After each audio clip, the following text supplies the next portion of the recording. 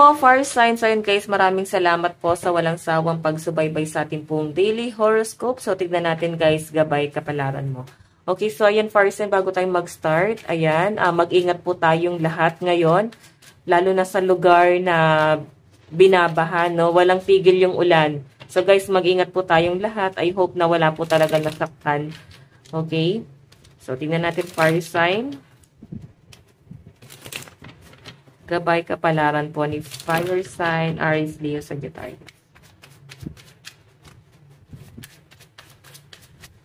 Meron po tayong 7 of Cups, Opportunity, Fantasy, Illusion, and Decision. Meron tayong 8 of Wands, Hope. Napakaganda nito guys, no? Actually, medyo may pagdududa ka lang pagdating sa kakayahan mo. Ganun yung pinapakita sa akin. Or maaaring, eto kasi tignan mo. Merong isang bagay dito na maaaring nako-curious ka. Naguguluhan ka sa isang bagay. Okay, may nasa-sense din ako dito guys. Maaaring maraming opportunity ang dumarating sa'yo. Or maaaring naguguluhan ka ba pagdating sa trabaho mo?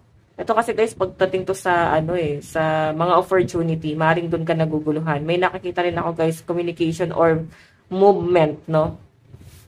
So may nakakita ako guys na maaaring may siguro may lakad ka sana pero parang hindi talaga siya guys natuloy.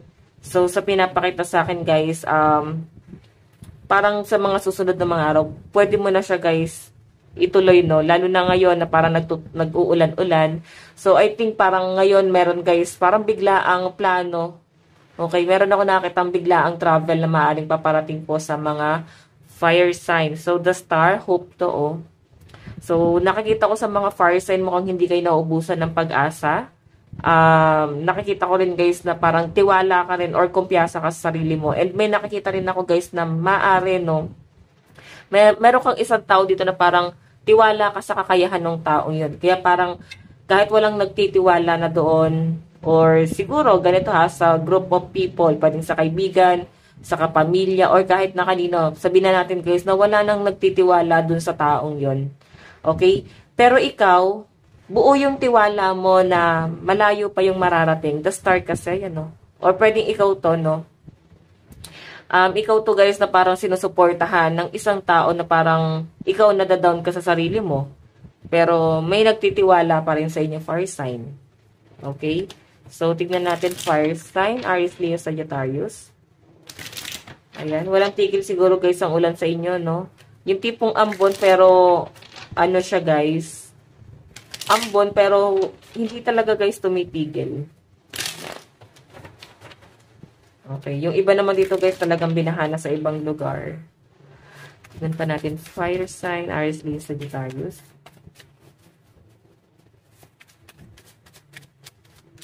Meron po tayong 10 of Swords, disappointment. Meron tayong 2 of Swords.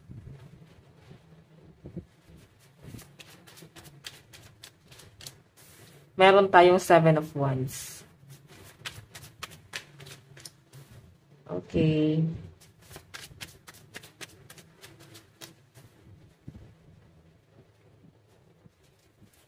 So, may nakikita ko dito guys, relocation. Ano ba? Sa lugar nyo ba guys is binabaha? Ayan o, may nagre-relocate dito. Or maring hindi guys makapasok sa trabaho kasi pwedeng yung daan mo is parang binabaha, no?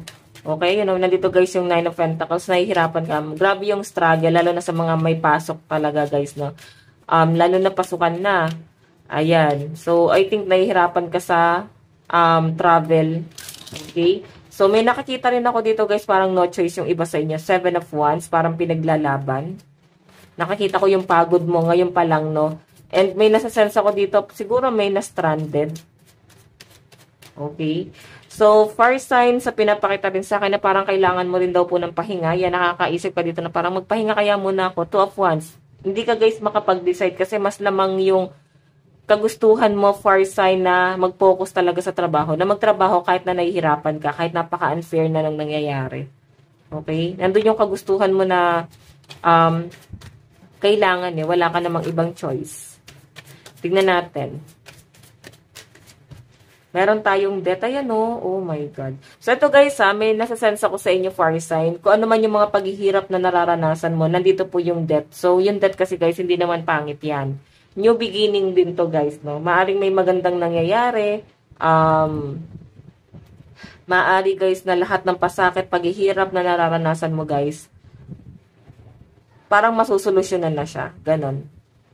Okay? Parang sa pinapakita sa akin guys, hindi mo na guys mararanasan itong paghihirap na to. 10 of Swords. Okay? Maaaring magkakaroon na guys ng magandang progress sa mga susunod na mga araw. So, tiis lang daw muna fire sign, no?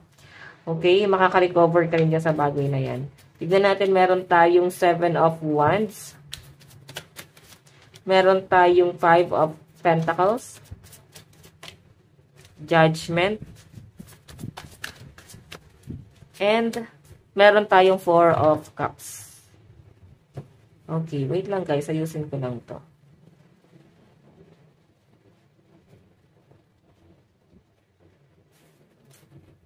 Okay, yung under guys ng 10 of Swords is death, no? New beginning. Kung ikaw ay nagkaroon ng maraming problema, na down, nahirapan kang bumangon sa buhay, na-feel mo na parang wala kang kakampi, walang tumutulong sa inyo. Sa pinapakita sa akin guys, kakayanin mo raw guys na tumayo sa sarili mong mga paa ngayon. So, 2 of Swords, nakikita ko na malakas ang pakiramdam ng mga fire sign. Kung makita nyo guys, 7 of Wands, maaaring ito ha, meron kang isang pakiramdam dito na maaaring ipaglalaban mo daw. Okay? Ipaglalaban mo yung bagay na yun. Pero minsan kasi guys, kung ano naman yung mga pinaglalaban natin, parang wala na rin guys talagang saysay. Okay? Minsan parang kung ano na feel natin, mas maganda pa rin talaga guys na magkaroon ng katahimikan. Kasi tignan mo, 7 of Wands, maaaring ikaw din guys yung may hirapan. Okay? 2 of Swords. May nakikita kasi ako dito, Farsi, na parang merong kang paninindigan. Ayun, meron kang paninindigan dito. And, meron tayong 7 of Wands, 5 of Pentacles. Ayan, no? Lumalaban yung iba sa inyo, guys, kahit na nagkakaroon kayo ng problema sa pera. Okay? Kahit na parang feeling nyo, guys, is napakalit na ng sinasahod, hindi na, guys, makatarungan.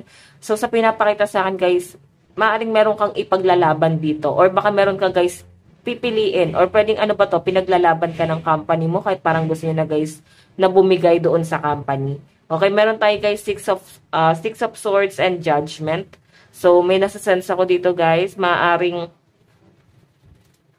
ito kasi guys 6 of Swords, parang pagsa-soul searching din siya or pagre-relocate. Kung meron ka guys pag-iwas na ginagawa, mas lalo ka daw mahusgahan. Ayan o. Diba? Or maaring, kung ano man guys yung gawin mo, kahit saan ka lumugar, parang mahuhusgahan pa rin. Okay? So, meron tayo guys, 9 of Pentacles and 4 of Cups. Tignan nyo guys, so meron ditong stability pero hindi pa rin tinatanggap ng mga fire sign. Okay? Ayan o, nakatingin ka pa rin sa mga disappointment. May bagong opportunity na dumarating eh. Or darating sa inyo. Okay? Kung sa tingin nyo guys, parang wala na guys patutunguhan dito sa trabaho na to.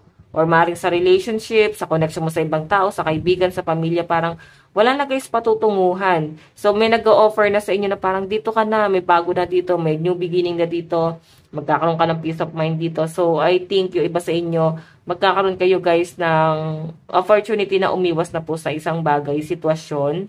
Okay, makakapag-move forward ka na. And 9 of Pentacles, magpo-focus ka na sa Pentacles mo. Okay, tignan po natin ano naman ang inyong advice.